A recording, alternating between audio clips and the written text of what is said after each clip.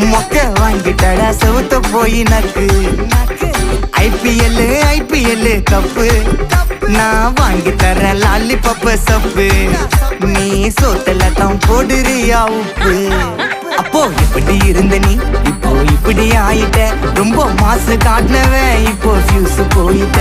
அடையில் ஒரு வாழ்க்கையும் நாரும் எட்டி பார்த்தா உன் கருத்தேன நான்டா கொஞ்சம் மூடுறான். மட்டிக்கு நாறு ஒருத்தரு